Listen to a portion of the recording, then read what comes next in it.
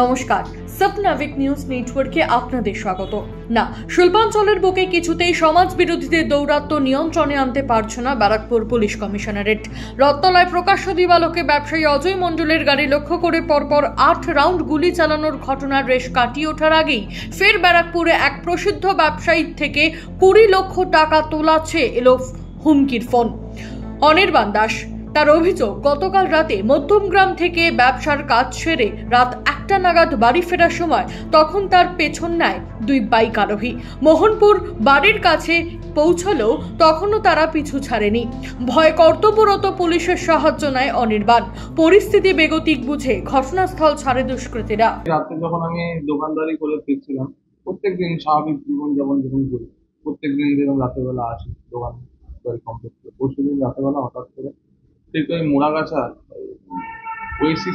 ওয়েসিসের সামনে থেকে আমার 2টো বাইক কন্টিনিউস ফলো করতে ওয়ার্ল্ড আসে। মানে ওয়েসিসের আরেকটু আগে, ওয়েসিস না, ওয়েসিস কিছুটা আগে থেকে কন্টিনিউ ফলো করছে বাইক। দুটো বাইকেরই নাম্বার নেই, ঠিক আছে। এবার একদমই আননোন 2টো বাইকে 4টে ছেলে ছিল। তো ওরা একজন সামনে একজন পিছনে, 2টো বাইক আমার গাড়িটা কন্টিনিউ ফলো করছে, ঠিক আছে। আমি মানে স্পিড আপ করছি, তো ওরাও স্পিড আপ করছে, স্লো করছি, স্লো করে দিচ্ছে। মানে আমি রীতিমতন আতঙ্কিত হয়ে গেছি কেন এরা করছে জিনিসটা। ফোন করছি, মানে বাড়িতে ফোন করে জানাচ্ছি। সেদিনকে মানে এতটাই আতঙ্কিত হয়ে গেছি যে মানে আমি বাড়ি ঢুকবো কোন দিক দিয়ে আমি বুঝতে পারছি না।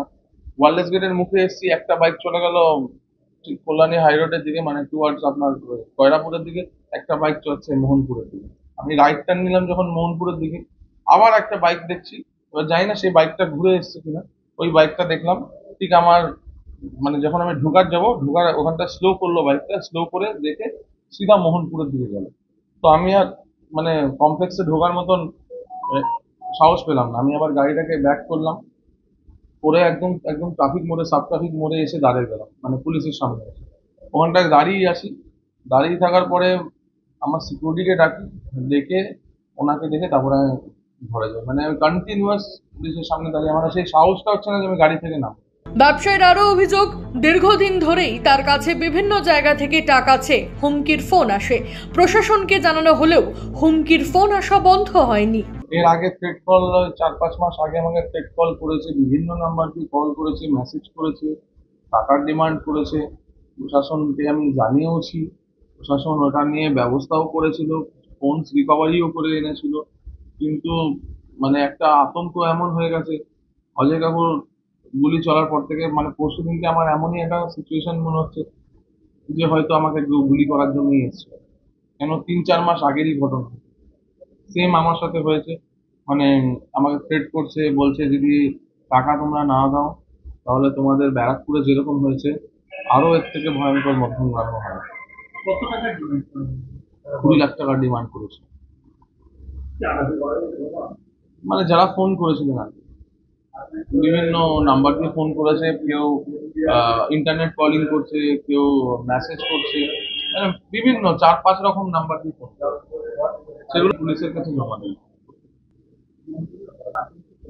বিভৎস আতঙ্কিত আমি বাড়ির থেকে এখন বেরোচ্ছিলাম, আমি সিপি সাহেবের কাছে গেছিলাম, মানে নিরাপত্তাহীনভাবে ভুগছি। আমি সাহেবের কাছে আবেদন করেছি যে আমাকে একটা নিরাপত্তার ব্যবস্থা ইমিডিয়েট করে দিন, না হলে এর আগেও বলেছি, আমি চেষ্টা করেছি, মানে বলেছিলাম, তখন উনি আশ্বাস দিয়েছিলেন যে এরকম আর কিছু ইনসিডেন্ট হবে না। হ্যাঁ, এর আগে ঘটেছে, কিন্তু এখন বর্তমানে আমি মানে ঘর থেকে বেরোবো যে সেই সাহসটাও খুব পাচ্ছি না। দোকানেও গুলি চলেছে, সেটারই থ্রেট আবার দিয়েছে যে দোকানে এবার গুলি চলেছে, আগের বার কিছু হয়নি, এবার কিছু হবে। আজ থেকে প্রায় 1 বা 1.5 বছর আগে ব্যারাকপুরের ওই প্রসিদ্ধ দোকান লক্ষ্য করে গুলি চালিয়েছিল দুষ্কৃতীরা। তারপর কিছুদিন তদন্ত চললেও যার পুরোপুরি সমাধান করতে পারেনি প্রশাসন। তারপর ঘটে গেছে অনেক ঘটনা। লোকসভা নির্বাচনের পর থেকে শিল্পাঞ্চলের বুকে অপহরণ থেকে শুরু করে দুষ্কৃতী হামলা, প্রকাশ্যে দুষ্কৃতীদের গুলি চালানো, সবই দেখেছে এখানকার জনসাধারণ।